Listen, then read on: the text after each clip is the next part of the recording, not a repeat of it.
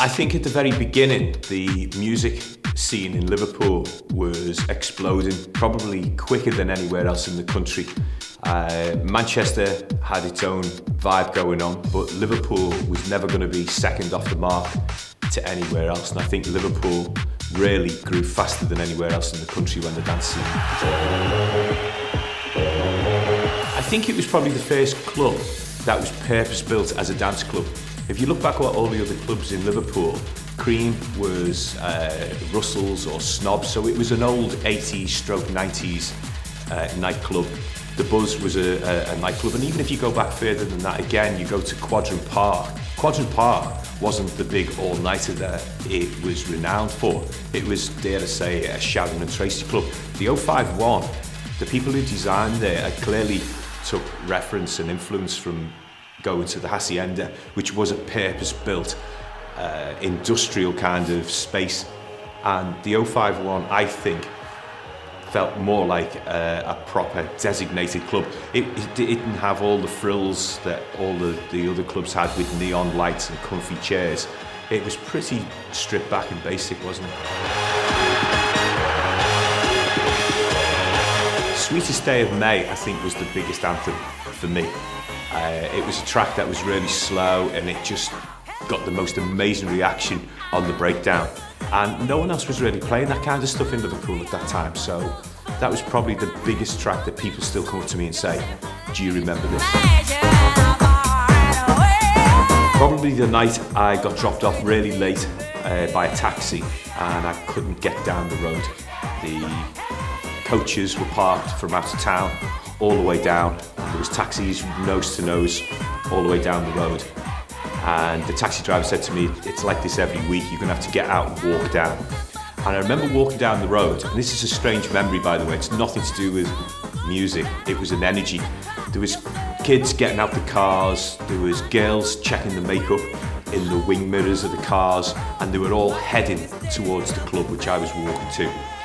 And the queues, and you remember them queues, they were just absolutely horrendous, they were ginormous. The guest list would go all the way around the back at the side of the Adelphi, and then you'd have the other queue going the other way. And there was just a pure energy that you felt something really special was going to happen. And go back, this is probably the first year of the 051, so it was still very organic, everything was still being built at the time. That still gives me goosebumps now, thinking about walking to the club and feeling we just didn't know what was going to happen. That doesn't happen anymore. I was a joiner when I left school, and it probably wasn't the greatest place, Liverpool, at the time when I left school. It was rough, it was tough, it was hard, there wasn't much employment going on.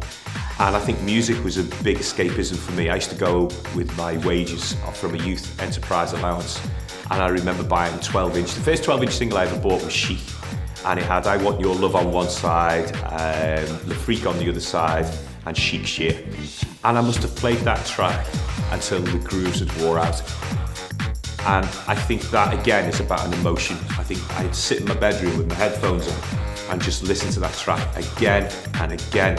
And it took me somewhere away from where I was, the environment that I was in. Carl Cox. I played with him about 5 times. The night before I came to join the 051 was the last night I played in the Drome. And he was the guest DJ. And he just brings something different to the party. He's an entertainer, you can't take your eyes off him. If you ever watch Carl Cox play, it's like he's on his night out and you're with him. You have this amazing connection with him, and I think that's why you get such fabulous atmospheres. I find music from everywhere. I used to go to Manchester a lot, I used to go down to London quite a bit, I used to go to Eastern Bloc.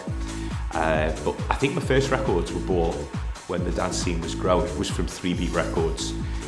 Most people won't remember 3 Beat Records was actually in Quiggins on the 3rd floor, right at the very, very back, and it was just the 3 lads who'd set it up, and it was a meeting place. It was somewhere where everyone would go, and flyers were like a kind of new thing at the time, and people would be picking these things up and seeing where you could get on coaches and you could travel to different parts of the country to see all these different DJs So 3Beat was probably the catalyst, and then of course we opened our own record shop later on as the scene became bigger and bigger.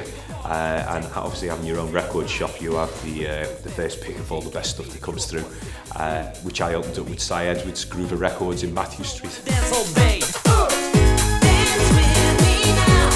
Hopefully trying to relive that kind of energy that was there, that atmosphere, the screams. It was great because you could mix a track and the bass line would change and you'd get such a roar of enthusiasm just from the change of a note in a record or a breakdown. I'd love to see that again, because I don't think these kind of things are going to happen forever and ever. And I think there's a lot of people out there who've never been to the 051 who maybe have heard about it, bought the tapes or the CDs. I think they're the kind of people who want to come and witness what we built. Was completely unique. Make me feel good inside. Good inside. Make me feel good inside. Good inside. Make me feel good inside. You're just feeling me with desire.